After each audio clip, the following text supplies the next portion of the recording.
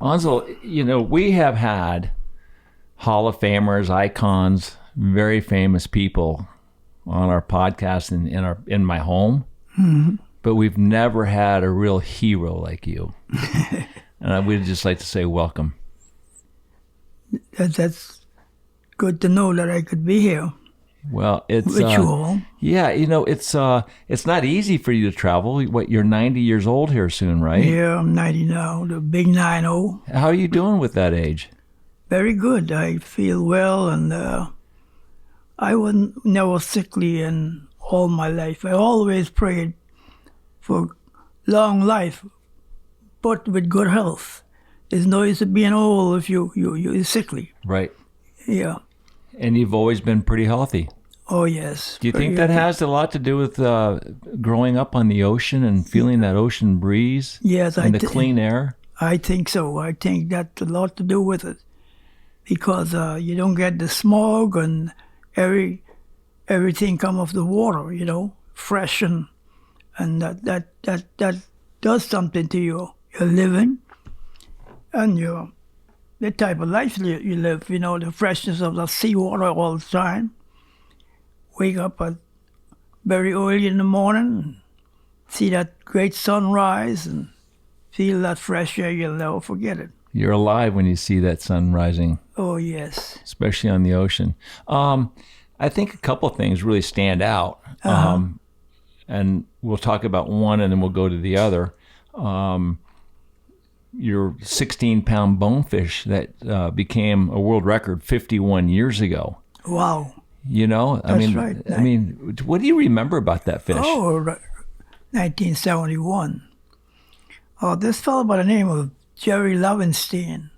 He was a regular bone fisherman that came to Bimini about 5 times a year. And this particular time that he came to Bimini, he came to catch the world record bonefish. He said, Ansil, I just bought into this reel and rod company. And he showed me the reel and rod. What was that company? Yeah. Do you remember?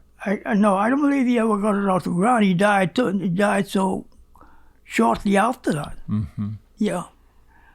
You see, I bought in this reel and rod company, and I have to catch the world record bonefish on it to make it famous. Huh.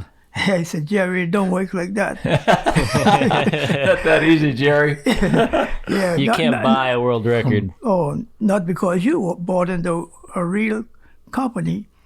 You can just come down there and catch the world record on it. Your first trip with it down there. He said, you will see. We left the dock at 11 o'clock. And 6 minutes off the 11, we had on a world record bonefish. Oh.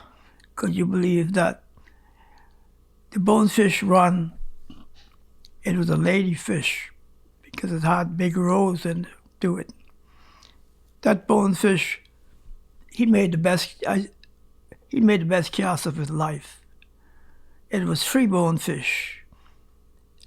And I pointed out to him and he threw just right. And the smallest of the 3 took the bait. Wow. And the smallest of the 3 turned out to be the world record. 16-pound fish. Yeah. And that fish run off. We had 230 yards of line on that spool. And that fish run it off to the knot. One more kick, it would have carried the whole thing. Wow. But it didn't know that. Was that a fly fish caught? Fish? It was not a fly fish. It was a shrimp fish. 16, what was it, 12-pound test? 8. 12 or 8, yeah. No, 8-pound test. 8-pound test, wow. Wow, 16-pound fish. So it run off the spool right to the knot, 230 yards of line. One more kick, it would have carried the whole thing, but it didn't know that. It turned back and it started back towards the boat, allowing us time to get some line back onto that reel. Were you motoring at this point, or were you pulling your boat as fast as you can? No, I won't be motoring at that point. Because most of the time, it's real shallow. It's real shallow. Yeah, most of you can't motor really. You're pulling as fast as you could, and dreamed that off, the whole thing. The knot came up. Bonefish Sam, who was a very famous bonefish fisherman, he started the whole thing off the stocking bonefish. Everybody used to anchor and chum up.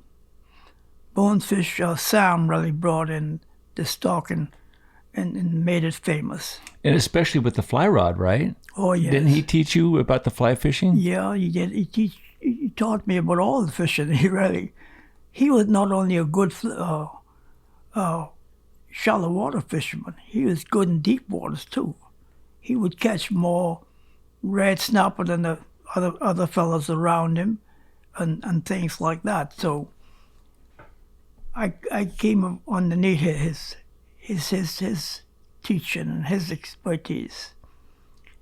We used to go, when we don't have any guests to carry out, we used to go alone and experiment on some new things, And he ended up having a barge like 16 feet long, 8 feet wide, and he put a toner tower on top of that.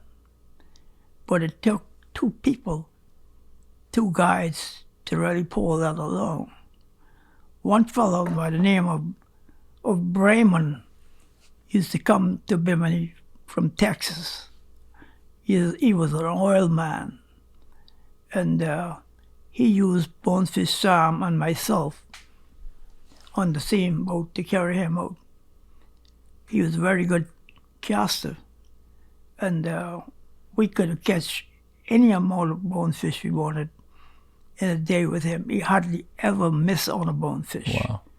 He was that good. Mm-hmm. But he had the two best guys in the world anyway. Right. That sure helps. So let's go back to the bonefish. I'm really curious. You took all the line. You're pulling your boat as fast as you can. What took place after that? The fish run off to the end, and fortunately, he run by where Bonefish Sam was into the mangroves, and he spotted the fish size, and he yelled it over, "Big fish, big fish." And when he called it a big fish, he knows about big fish because he held world records before that, And him being close to mangrove caused us to catch that fish because the fish headed directly into the mangroves. But bonefish is between the fish and the mangroves. So he made a little bit of noise, I guess. And the fish finally turned back out, come back toward me to the boat. Right. That so lucky. That enabled us to get some line back on, and enable us to stop him from going to the mangroves by the Bonefish Sound being present. We got in all that line up to about 20 yards, and when that fish saw the boat, it repeated the performance. Another 200-yard run. And finally, they turned back towards the boat. The key to it in catching a bonefish like that is keeping the rod high as you could. You cannot have it down this way. You got to have it over your head so the line don't drag over the bottom and cut off. Mm-hmm. And you have to know how to do that. That's the key to it. We got that fish into, when we did gaffing, well, that is netting the fish. And now when you get that fish that net a boat, that ain't the end of it. That fish is going to circle around that boat and circle around and try the tricks underneath there to run underneath the prop or the outboard. You have to watch all those things. So therefore, you have to be very light to run in the boat and jump on one seat to the next. Right. Because he'll cut you, he'll break you off while he's near the boat. Everything have to go right to catch the world record bonefish. Did you know it was a record when you netted that fish? When we netted the fish, I know he was big. She, of course. It had rows in it. And we could tell that that fish was in the record class. Right. So I put my hand underneath the net. I didn't want him to slip through the net. Sure. And when I took him out, I don't know why we always call him, but it was a lady fish. The female with a lot of eggs in her. The fish was pounding like a human. I almost got sorry for the bonefish. It was like that, it was so tired. The fight was so long. 1 full hour that took to get it with a good fishing guy, a good fisherman. 1 hour. 1 full hour. And when we got him in, we knew that we had something real close to world record. So I run the boat in close to the shore, up in the Baileytown area, hoist the flag, a handkerchief on a rod, and put it inside the boat gunwale, signifying the people that we have something very special. So I came down very, very slowly along from Poggy Bay, which is Baileytown, in towards Ellistown. So when I got down by the Big Game Fishing Club, people was already gathering. They know I had something special because I don't fly flags like that, When we get there, the fish went to weighed him off, 16 pounds, 3 ounces. But the Big Game Club was not the official weighing station at the time. Wish's dock was the official. They changed his official docks on, yearly basis. So we had to carry him back down to Wish's dock, and he pulled the scale, the same thing, 16 pounds, 3 ounces. The world record bonefish was then 15 pounds, caught by Sam Sneed, the golfer. Mm-hmm. Is that right? Yeah. Wow. Yeah. He was fishing with Willie Duncombe, Reverend Duncombe, that is, who was a great guide himself.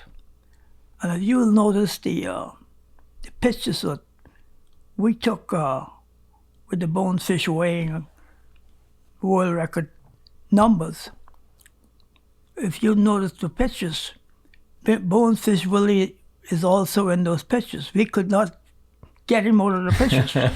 Everywhere we took a picture, he was there. You wanted to be a part of that new world record. Oh, yeah. So funny. Yeah, that was funny. I want to talk about your childhood when you first started getting into bone fishing at some point. But did you have a lot of big bonefish in the early 70s? Were these 3 fish that you came across, were they just like an anomaly? Like so different than all the other normal fish? Did you have a lot of big 12 pounds and 13 pound fish? We had quite a bit in the wintertime. Now, in the summertime, they're more numerous. Right. You get plenty of bonefish, but they're smaller.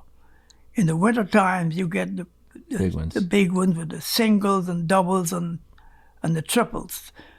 Bonefish, large ones, run very few in the school.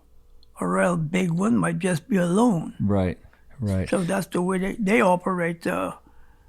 I guess the small bonefish make too many mistakes for them. Yeah. So they don't get it together. I find it interesting where in the Keys we had a lot of really big bonefish. Yeah. Throughout the early or the late 90s, and then 2010 we had a big freeze. But before that, we used to have a lot of 12, 13, 14, 15 pound bonefish. Yeah. All these tournaments were catching big fish. And then that freeze came and we lost them all. Did you see any difference in the Bahamas with the 2010 freeze? Did you lose fish over there as well? Do you remember? I know that the big fish would come in on January, February, and March. April also, because we caught a lot of big bonefish in April. May you catch a lot of fish, right? But not the big ones. Yeah, they're gone. And Dad, that was only 12 years ago, so he might have been not guiding at the time as well. No, I understand, but Yeah. you hear what's being caught. Sure. You're a fisherman. Do you remember the first time you ever saw a bonefish, and the first one you ever caught? We used to catch bonefish with your dad and stuff like that. With your dad? Yeah. When it was small, they used to anchor and chum up. Mm-hmm. But it was a lot of bonefish there. Yeah. A lot of bonefish. The bonefish got thin out when they was famous for marlin fishing with a bonefish. Right. They're using bonefish for bait. For bait, Right. A bonefish has so much bones they can hold together Better. for more than one day trolling. Right. Other fishes voice up and you got to change them from trolling every couple of hours. A bonefish could troll for 2 days Right. and still be in good form condition. So they were netting the bonefish for bait? They were netting the bonefish to bait, because especially in some of those tournaments, the bonefish they would pay as much as $10 a piece for bait. So you lost a lot of your fish to tournaments. Yeah, I've lost a lot. I seen some of the bonefish guides went to the net. I don't understand that yet, but some of the bonefish guides was netting fish for the tournaments. $10 a piece, they carry 10 down there. It's $100. Yeah, that's good money. Yeah. Yeah. Was anyone eating the bonefish at the time?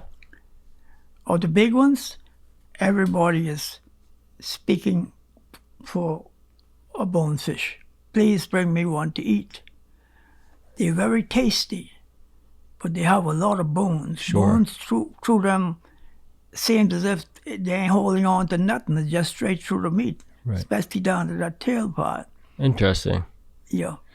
Do you guys still eat bonefish over there, or is everybody catching and releasing them? No, well, we release, but you always have an order. Please bring me a big bonefish to eat. They're still Yeah, it's a They're a specialty. delicacy. Yeah. yeah, especially the women. And how do you, just out of curiosity, how do you cook those bonefish? Because there's so many bones.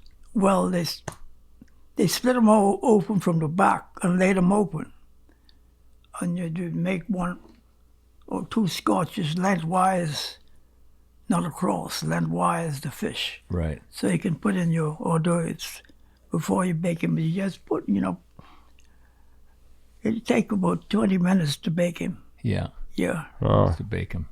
interesting. I remember I was in Venezuela one time. We were fishing, and they had this spread, and every teaser bait on the spread were bonefish in Venezuela. Yeah. That's when I first saw it. I'm sure BTT would like this talk. Well, look, it's a Bonefish. fact. I mean, we're No, I know. talking about what people I'm do in the joking. world. I'm joking. But Al Slogan told me one time that how he used to bake a bonefish, he split him down open on the back, of course. But you don't put those scotches straight down to break it off from the backbone. All of those small bones are holding on to the backbone. So when he finished baking the fish, he turns the baker up to 500 or 600 degrees.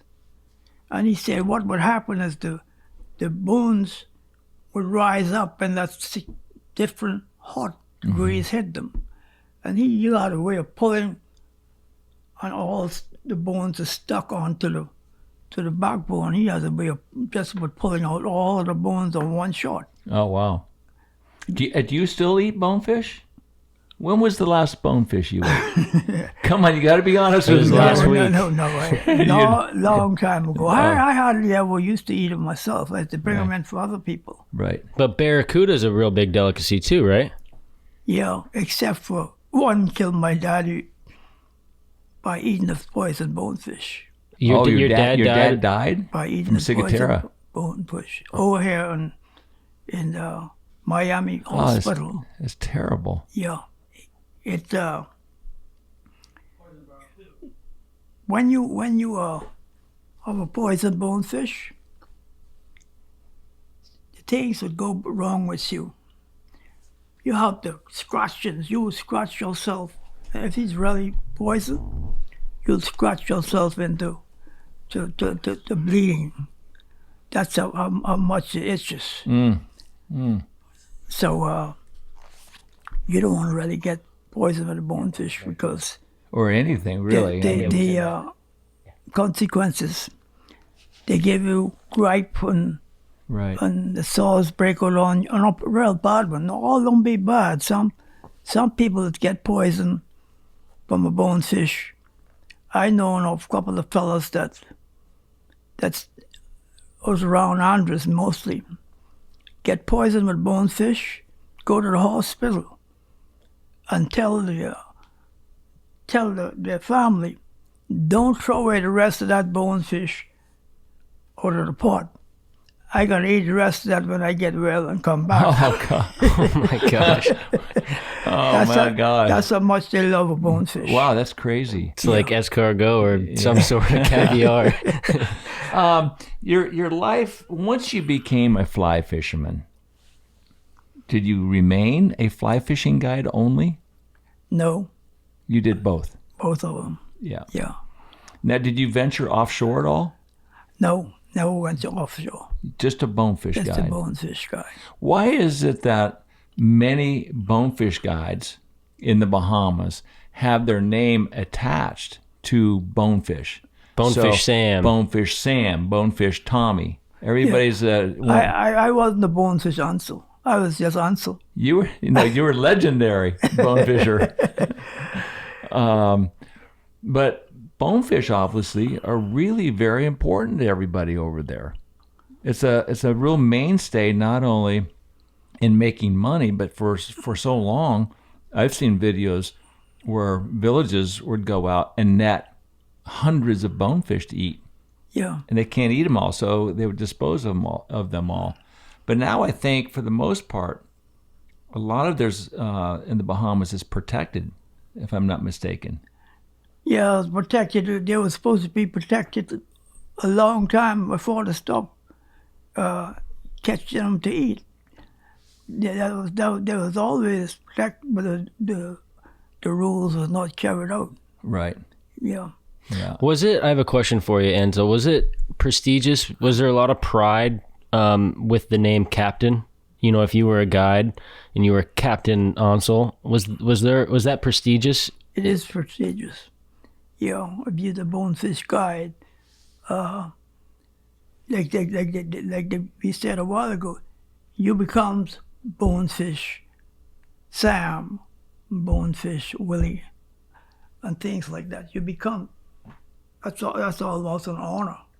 And it was an honor in the community. Yeah. Nikki, I think that from what he's saying, the term captain was overseeded by the term bonefish. Bonefish Ansil, Bonefish Willie, Bonefish Sam, and not Captain Sam. It was Bonefish Sam. That's right. Right? That's right. Interesting.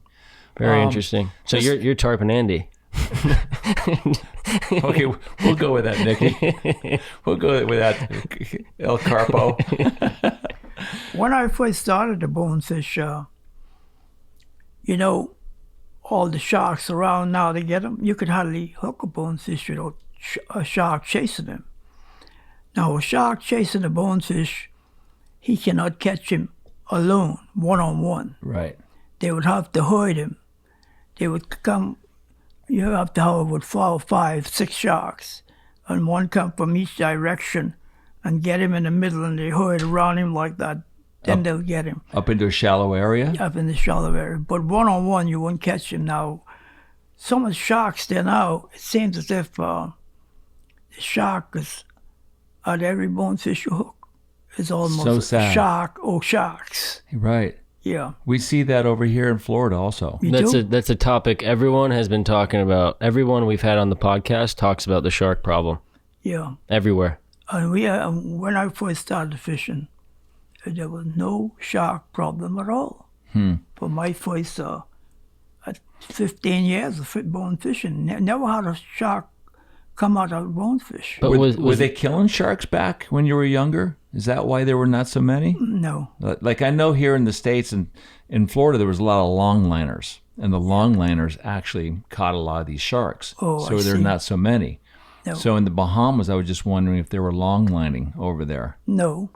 You just didn't have as many sharks. You didn't have them coming on the flats. Yeah. But they do now, like, they kind of come after every bonefish you hook. Right. You have to fight off sharks.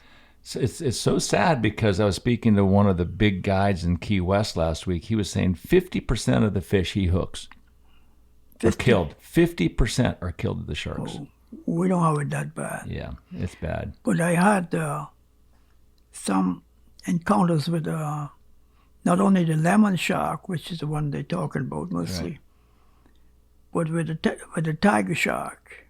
I had some encounters on the flats with tigers. Wow.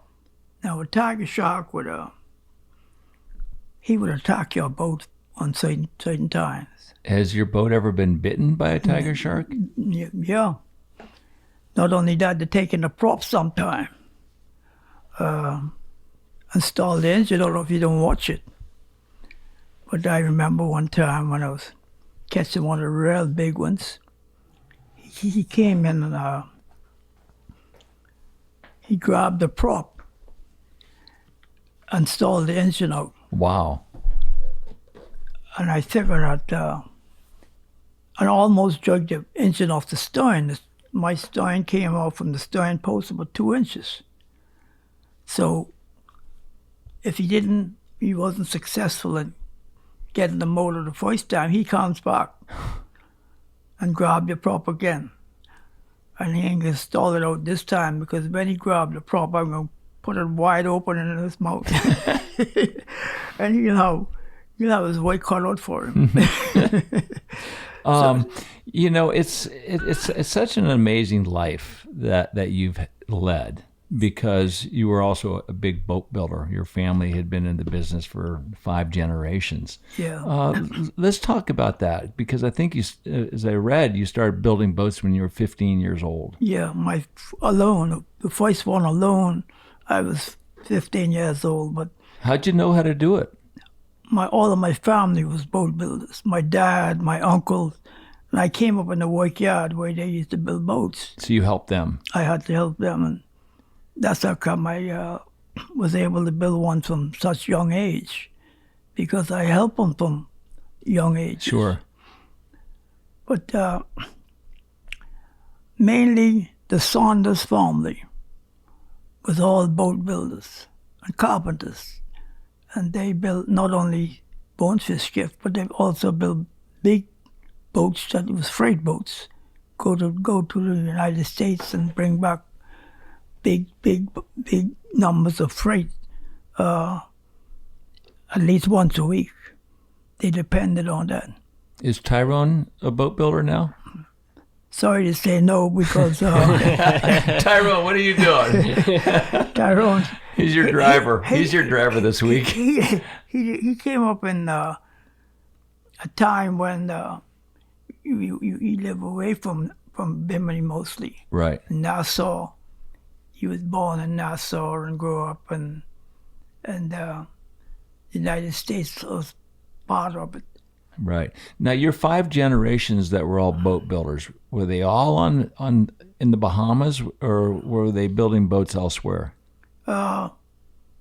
In the Bahamas, but on different islands. Right. Yeah. Not only Bimini one, but Inagua and Saunders is all over the Bahamas. Mm-hmm.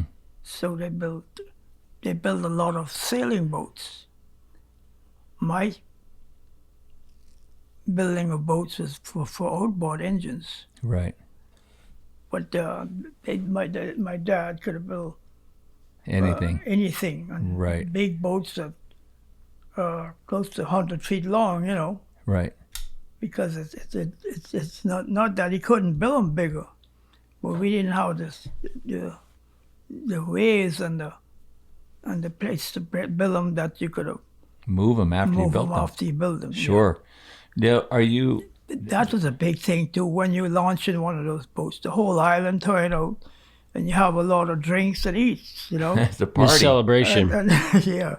So sometimes it take 2 days to launch a boat, depending on where she was. Right. Wow. Yeah. So that was a great thing in Bimini, that to be able to launch a boat with all the reception they used to have. it's just a great time. Oh, that's awesome. And they need to be singing these songs, you know. You couldn't push the boat unless you get to a certain part of the song. Is that right? Yeah, that's when they push, you know. They have the rollers underneath there. So they would sing when they get to a certain part of the song. That's when they push Push, harder. yeah. Wow. Like I said, it takes 2 days sometimes. Yeah. It's great fun. What was the drink of choice? The drinking, The drink. What would you? What was the drink of choice during these parties? they used to make a lot of what they call a rum sour. Uh-huh. It's a type of rums with apple cut up in it, and not just the raw rum. It's what they call rum sour. Interesting. Yeah. And you So said, it was rum and apple. Apple is one of the ingredients in it. Gotcha. Yeah. because it's like, rum is synonymous with the Bahamas. It's an island drink. The Caribbean. Yeah, for sure. Did you like building boats better than fishing, or did you like bone fishing better than building boats? Ain't nothing better than bone fishing. Boats building is, it takes a while to build a boat. Sure. I could build a bonefish skiff in 3 to 4 months, but I didn't build a boat only. I built boats on the side when it comes from bone fishing. Right. I took a long time to build a boat because I only built in spare time on that boat. Bone fishing was trump, Yeah. Did you have any interest in permit fishing or tarpon fishing? Or was it just bonefish? Were you just a bonefish freak? No, it was a little tarpon fishing, but the tarpon was not great around there like there is in Florida. Sure. Yeah, so we did very little tarpon fishing there. Would you ever see permit on the flats? Permit was number 2. Number 2. Oh yeah. Was it good? We'd go permit fishing, and they follow the rays, I guess they do the same thing over here. Follow the rays, stingrays, dig up the mud and dig up crabs and shrimp. They'd be there to get some of them. And you didn't eat those, did you? Huh? You didn't eat those, did you? The permit? Oh, he's a great bake. He's great. Yeah, I tell him he's a good eating fish. It's really good. Matter of fact, my very first fish, we were over there and we were surrounded by sharks. We put it in the live well and to run it off the flat and elsewhere. And by the time we got there, the fish perished. So the first permit I ever caught on fly, we ended up eating it, like a 12-pound fish. And as you said, it was unbelievable. But don't tell anybody. Yeah. A permit is a different fish in deeper water than shallow water. Shallow water is touchy to bonefish. In deep water, you fish for them like how you fish for snapper. That is on Bimini side. But they are not plentiful like the bonefish. You might see one today, or you might see 20 today. Right. And then don't see any at all tomorrow. Yeah, not as consistent. I think that's pretty much all the way. Except unless you go to certain areas, like in Belize, that's all you see, certain flats. Have you fished these newer bonefish boats, or do you stay? You've only fished with the wooden boats. You stay on your wooden boat. Have you fished? I stay on wooden boats only. Have you ever fished the newer carbon fiber boats, lighter? No, I did the plywood boat all the time. Yeah. Because I build my boat special anyway. Right. If I build a boat for you, it won't have the time put into it. Right. Yeah, that I would do one for myself, because I use how to promote. Sure. The boat building. Yeah. Yeah. I remember in the Keys, when I first started going down there was a bunch of wooden boats, and then the newer sophisticated boats started to come into play. They were lighter and faster and skinnier water, so everybody started moving to the newer, lighter boats. Well, but the wood boats is quieter, hauling through the water. The waves don't slap as hard. Right. It muffle the sound. That's the difference between a glass boat and a wood boat. Yeah. Right. It's like a wooden drift boat in the West. For sure. You're talking about, we're going to move on to some of the famous people that you, that really touched your life, and your life changed the other Bahamian people there. The Bimini Big Game Club, Hemingway was over there a lot. Did you ever meet Hemingway? I met him when I was young. Right. Because he lived next door to where we was living, over in Michael Lerner yard. Michael Lerner is a very famous fisherman. Right, Michael Lerner, he was... started the IGFA? IGFA, yeah. Yeah, and he started a museum there. Lerner Marine Lab is what it's called. Right. Yeah, he was famous for that. And he was a great fisherman himself. He really rode a tuna in 10, 15 minutes. Yeah. Yeah, he went around the world catching swordfish and marlin and setting world records. And like Nikki said, he started the IGFA. But I think Bimini in that area was very famous for the big bluefin tuna that came up in the shallow water. Did you ever fish for those tuna? I never fished, but they did come up in shallow water sometime, because it seems as if they used to get lost. They used to make a cycle around the world a year. Sure. And they come through Bimini on May, all the May, just a little piece of April sometime. And then June up to for June 15th. And when you see June coming up, those tuna piles through that like sometimes it seems as if you could walk from Bimini to Miami on tuna when it's getting late. No kidding. Yeah. But you never fish for them. You just see them? I never them? fish. I just watch the other people fish, yeah. But I see them. Sometimes they used to come in the shallow water, too. That's a sight, too. Mm-hmm. Especially if you have enough water to run your motor. Run them down, and see them skidding all over the flats like that. It's very exciting. So you would see 500-pound tuna in 7-8 feet of water? Yeah. Over white sand? Yeah, when I was talking then, it's 4 or 5 feet of water. No way. Yeah. They come to the harbor. They miss the turn. The harbor comes up like that. Outside, in the harbor, and inside is the flats. So sometimes they won't hit the outside. They come through the harbor mode and come on the inside. So they made a mistake. Made a big mistake, because that inside, it's got to end up to the northern end. You cannot get back out. You let it go back through the way you came in. There's a dead end, so you had to turn around. Yes, there's a dead end. So what you do is take your boat and run them crazy. Would you harpoon them? I won't never harpoon them, but some of the people harpoon. They harpoon tunas in the harbor. Good eating, boy. Yeah, really good eating. Yeah. Wow, can you imagine? No, can't. No. It's like the Indian and cowboy days where you're running down the buffalo, and spearing them. I want to talk about some of the famous people you fished with. Maybe Nixon. Start with Nixon. I can't imagine President Nixon being a fisherman.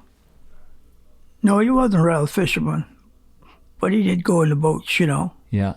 And you just take him for a boat ride? Yeah, I didn't show him everything. I never go to Bonefish with him. Right. But I think when I made mention that you're a hero, you're a legendary bonefish man, but you're a hero to the Bahamas in stopping segregation. And I want to talk about the Bimini Big Game Club, because it's very famous what you did there. Yeah. And I want to start with, when did you first notice that people treated you differently because of the color of your skin? Do you remember that? When I noticed it, I guess I noticed it with the Big Game Fishing Club was the first one. But I did some sit-ins over here too in the United States. I used to bring some boys over to Willie Mays baseball tournaments. And one particular night we came from the game and it's almost 12 o'clock and nowhere else to go to get something to eat. And I went there to the little burger place, what's called. It was not... Anyway, we went there to get something to eat.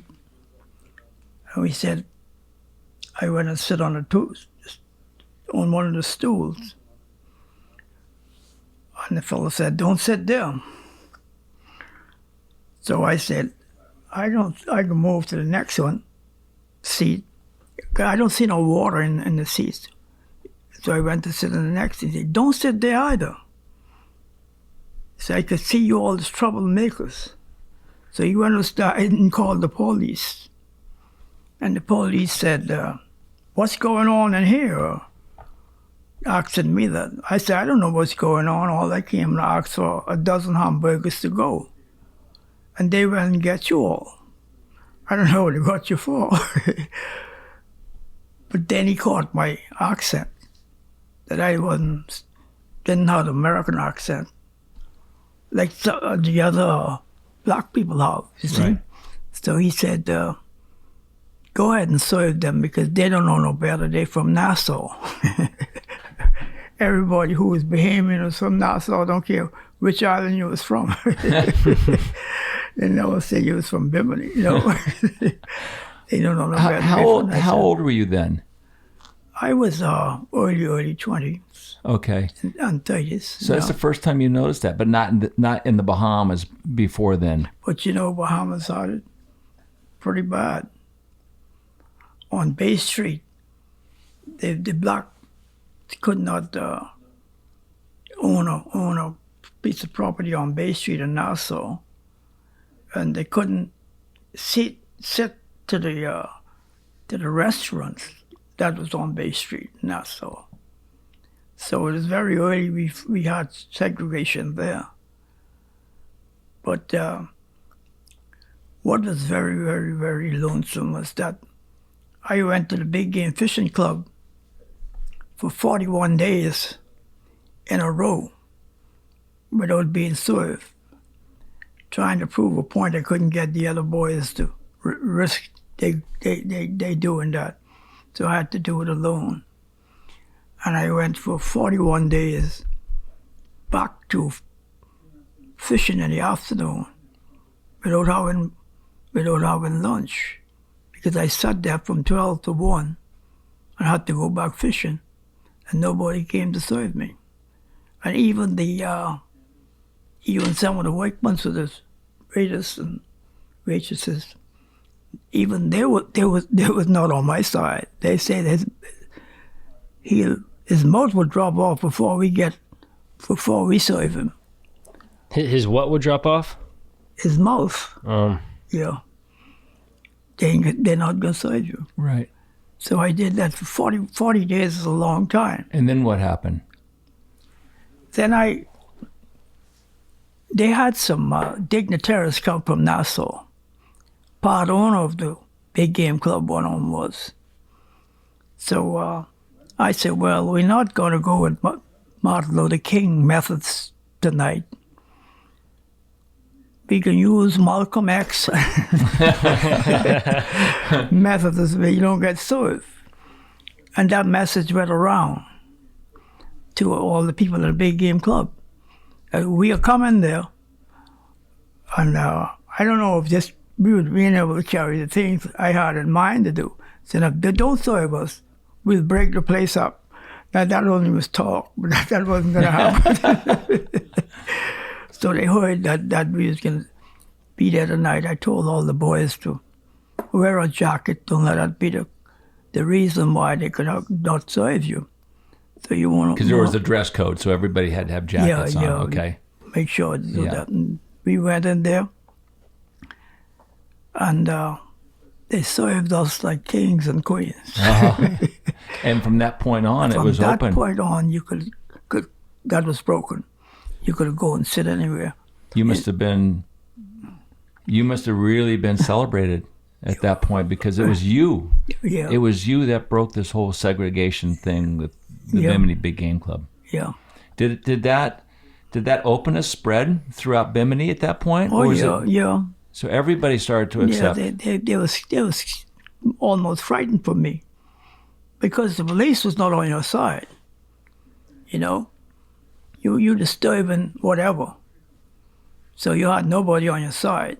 Except for your friends. Yeah, and they stayed at a distance. They were scared.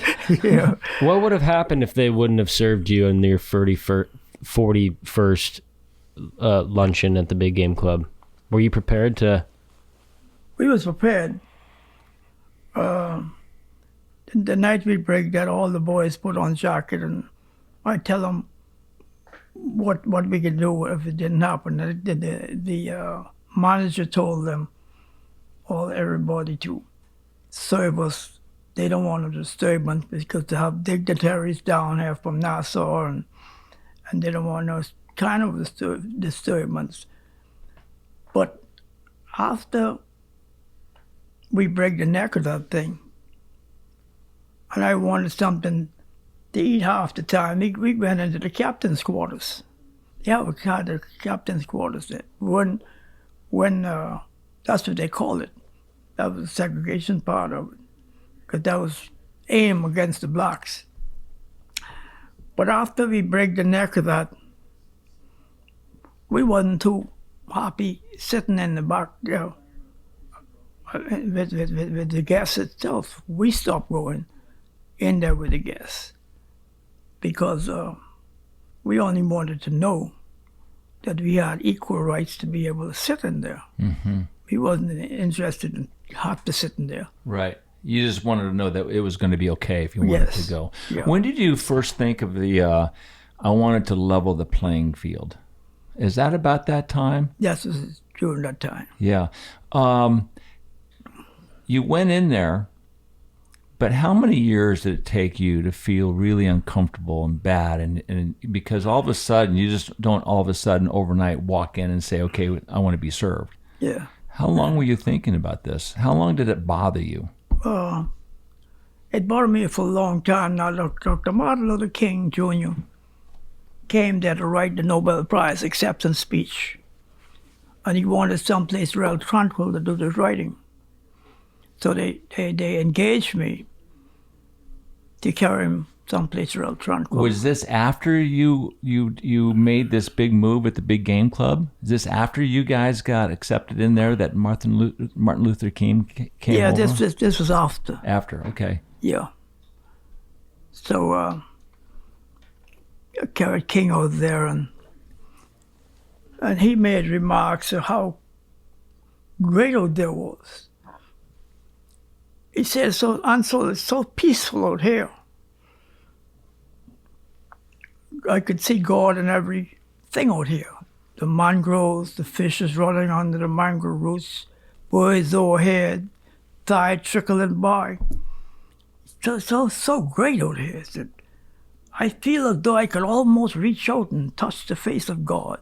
That's what he said up there. I have a statue of Dr. King out there now in the mangroves, a bronze bust, where I take people to say the psalm, PSLM, that everybody loves to hear. I take them on a daily basis, so I get somebody, actually, one of the other Bonefish guys, to take us, because I don't only go in my boat anymore. Sure. Yeah. So you wrote that poem, and you sang that poem, or you gave you told Martin Luther King that poem that you had written. Can you give that to us now? Well, it's called the Psalm, PSLM. Right. It is. I use it as the 151st Psalm There's 150 Psalms in the Bible, and I call it the 151st Psalm. And it allows you to see God in a different light, His handwork, His creation. And it goes, just look around you and see God in everything. His name of love is written on every tiny raindrop. His name of wonder crowns the mountain peak, swirls across the seas. For who else but God? I am that I am. Who else but God in His infinite wisdom could stretch rivers like silver ribbons across the continent, or lay green blankets of grass across the rolling hills, or fill the darkest recess of the oceans with life. Millions and billions and trillions of life. Only God could conceive the enormous sundowns that walled the horizon in awesome majesty. Only God could create the morning sunrise that burst the horizon in a blaze of glory. Some mornings that gray and gold sunrise is so beautiful that one cannot tell where the heaven ends or the earth begins. Only God could create a moon which represents equality because it equalizes the waters of the earth. Only God can pierce the skies with stars, millions and billions and trillions of stars, stars that have the beauty of a blue sapphire, but sparkles with the radiance of a flawless diamond, that we might look into His heavens. And this world God has made is a holy place. It is His own cathedral, filled with birds singing anthems of praise, graced with the rituals of the changing seasons. It's a place of reverence where man can worship freely under the blue dome of the skies and join the host of living things that reach for God. Every living thing reaches for God. The smallest green grass, the tallest redwood, they all reaching for God. God's world is so full of wisdom and knowledge, we could find sermons in stones. Sermons in stones. There are pathways that leads away from self, but close to the heart of God. Close to the heart of God. The wild beasts can teach us nobility and courage. The wild beast.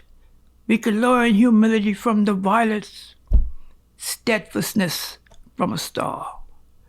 And as He directs the smallest little hummingbird, more radiant than the golden fleece, so can He govern our lives so that even in the shadowed valley we will find no evil, for Thou art with me. For Thine is the kingdom, the power, and the glory. For I am Alpha and Omega. But I have no beginning and I have no end. No beginning and no end, saith the Lord, I am.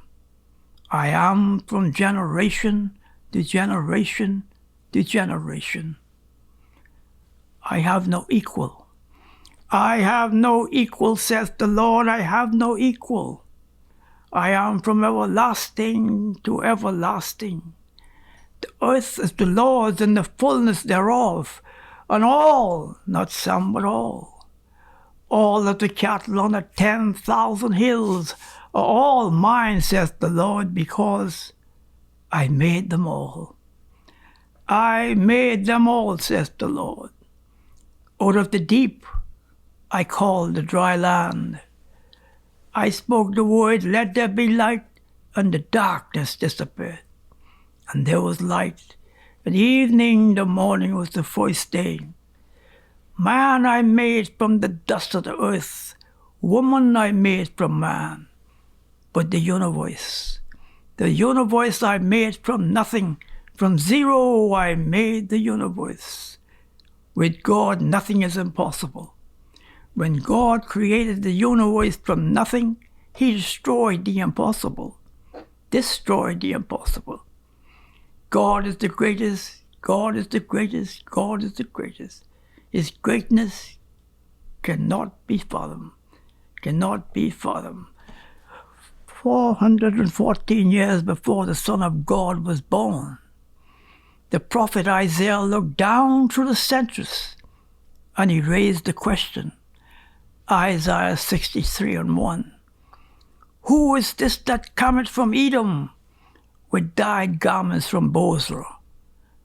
And 744 years later, at the river Jordan, a voice from heaven replied, God himself gave the answer. This is my beloved Son, in whom I am well pleased. Jesus is my Son's name. Yahweh Jehovah is my name. So be still and know that I am God. Therefore thou shalt have no other gods before me, saith the Lord. So whenever you doubt the existence of God, look around you. Touch your brother, kiss your sister, and then behold, you must behold the wonderful works of God. The wonderful works of God. Boats and psalms, computers were made by fools like me, but only God can create. An olive tree. Only God can give life to you and me. Amen. Amen. Amen. Wow. You wrote that? Yeah. And you spoke to Mr. King. Yeah. And you read him. Yeah, he said, told him this. Dr. King said, I too now believe more than ever in the existence of God. He said, over my head I see freedom in the air. There must be a God somewhere. He said, I just know that there is a God somewhere. He said, Ansil, it made me feel so close to heaven. I feel as though I could almost reach out and touch the face of God. And touch the face of God. And 3 days later, he was touching the face of God. Mm. I think in the movie you made mention that Dr. King seemed really solemn and almost introverted, thinking there might be something bad that might happen to him. Yeah, I think he knew it was coming. He actually knew it was coming. And that's why he was able to say what he said hours before he died. And what he really said was that he said, if any all around when I have to meet my day, I don't want a long funeral. And if you get somebody to deliver the eulogy, tell them not to talk too long. Tell them not that I have 300 or 400 degrees. That's not important. Tell them not to mention where I went to church. I'd like somebody to be able to mention that day that Martin Luther King Jr. tried to give his life serving others. I did try to feed the hungry and clothe the naked. I visited the sick. I tried to love somebody. That's all I want you to say. I won't have to find things of life to leave behind, but I just want to leave a committed life behind. So tonight I'm not fearing any man. Mine eyes have seen the glory of the coming of the Lord. He poured out so much into that speech that he became weak, and they had to help him back to the seat. Mm.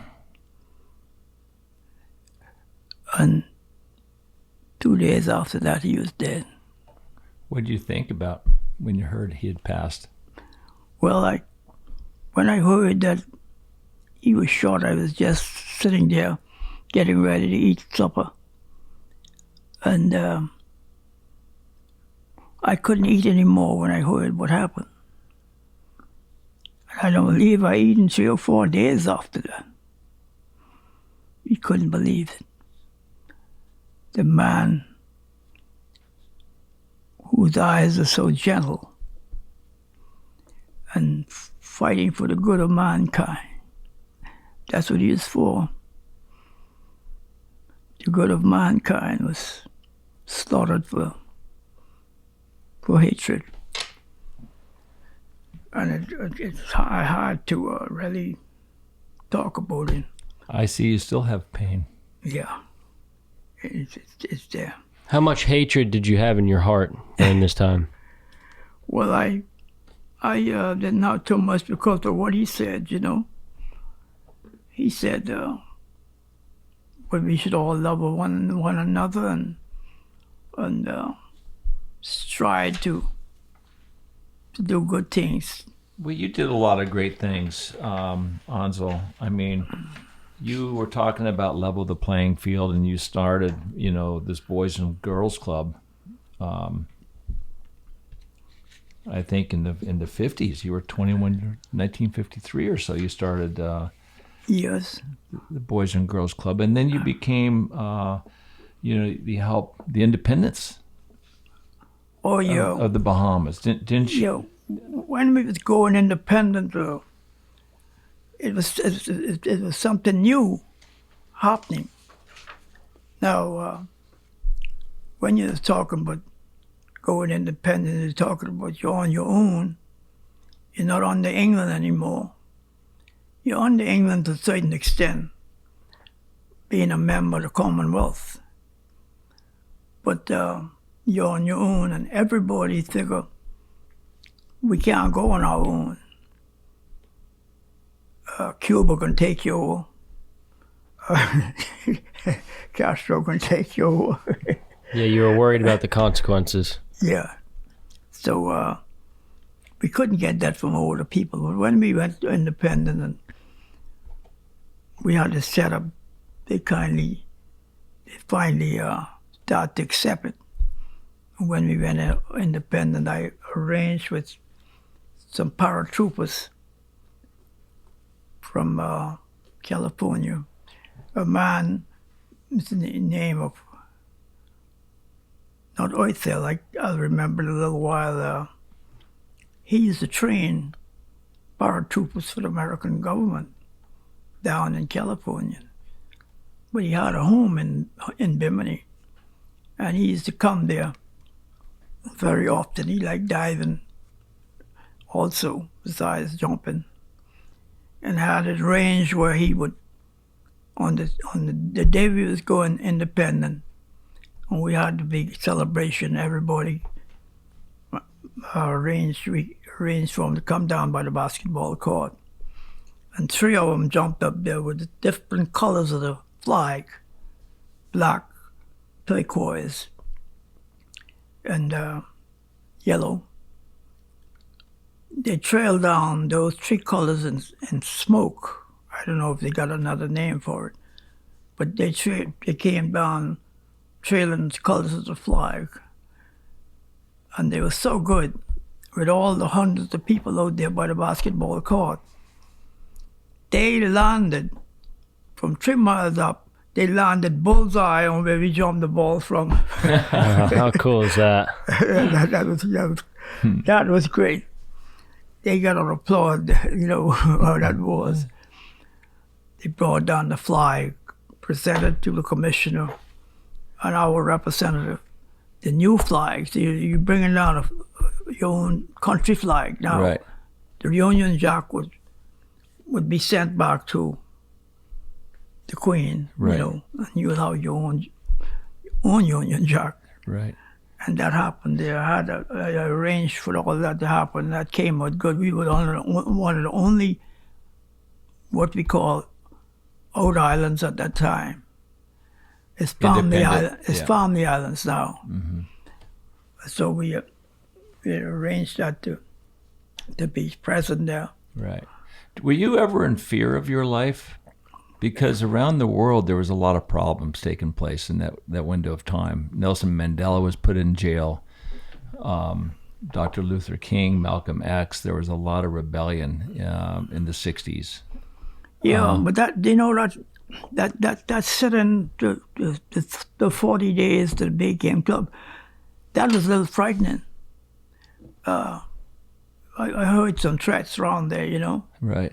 You know, I figured they were going to try to poison me in that in that rush, but nothing ever really happened because Bimini being so small, we was only a family island. Right. It wasn't like Alabama or the States that there were problems in Africa. It was a small. Yeah, it was a big problem on a small island. Right. So we more or less wasn't too frightened to handle it, you know. Yeah. When you look back at your life and knowing that you were with Dr. Martin Luther King when he wrote, you know, his speech, his famous speech, "I Have a Dream." Yeah. And what you've done with the Boys and Girls Club, the Independence in the Bahamas, how would you like to be remembered? You just spoke about Dr. King wanted to be remembered as a man, you know, who fought for the people. Yeah. You were a great bonefish guide. Your family, your ancestors built these great bonefish boats. Mm-hmm. But you fought against the Bimini Big Game Club, and you brought independence, and you stopped segregation in the Bahamas. How would you like to be remembered? I mean, that's a big life. You know, I was also the little fella from Bimini. They used to call me in Nassau because of I used to bring on the Prime Minister, to Lyndon Pinley. When you have the conventions in Nassau, I was so-called famous for bringing on the Prime Minister.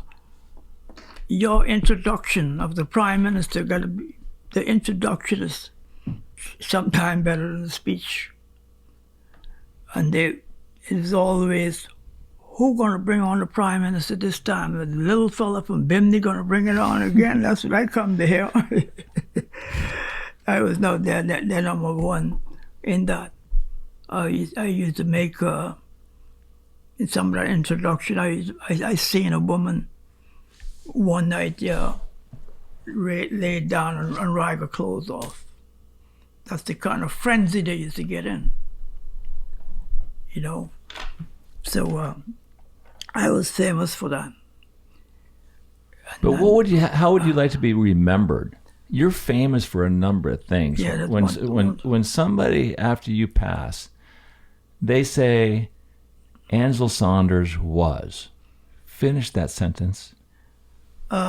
He was a fighter for the people, for the community.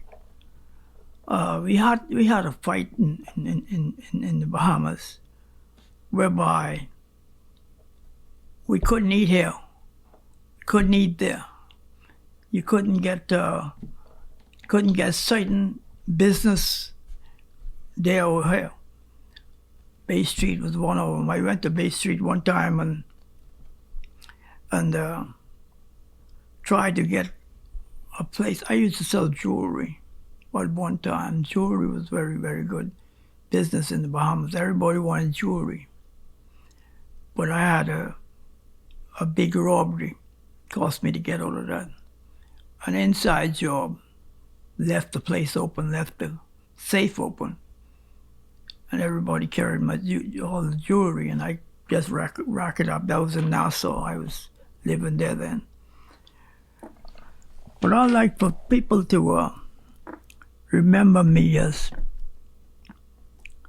not because they was poor, but I used to have big cookouts. Sometimes, you know, no without pay, free of charge, when things is really tough around Bimini. And they used to come and thank me today for some of those days. Those mothers and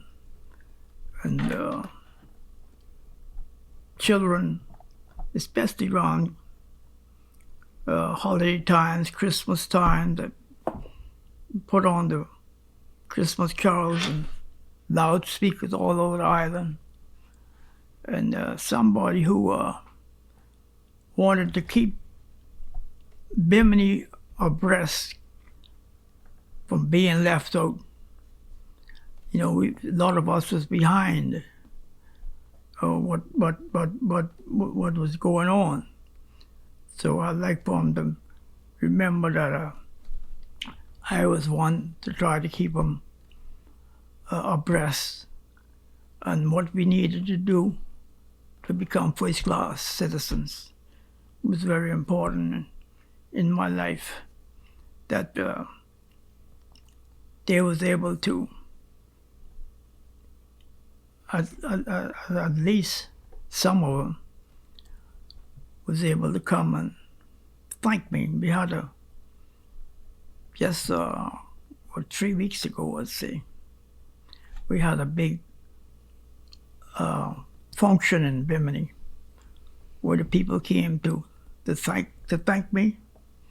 The governor was down there, and the prime minister was down there 3 weeks ago. I would think that was the biggest one-day celebration in the history of Bimini. Celebrating you. 3 weeks ago. Unbelievable. Awesome. Yeah. Just fantastic. Yeah. Well, Ansil, it's hard to express in words how honored and thrilled we are to have you and to come to the BTT symposium this weekend. Mm-hmm. You are the voice of fishermen. You are the voice of the Bahamas, and you're the freedom. voice. And you are the. I'm going to get there. And you're the voice of freedom, and it is just such an honor. And we thank you so much for being here. I appreciate it. Thank you, buddy. You said some nice things there. Ansil, great to meet you. You are super intelligent, and you haven't lost anything at your age. What a memory. Well, It's an honor to meet you and your son Tyrone. yeah. It's an honor to meet you all, too. Don't forget, you all, it's got tape recorders here. Yeah. So you're doing a lot for me at the same time. I'm trying to do something for everybody. Your voice needs to be heard. Yep. And it is. Loud and clear. Thank you. Thank you, Ansil. Thank you. Thank you, too. What I saw is West Side Story. What I saw is just alright.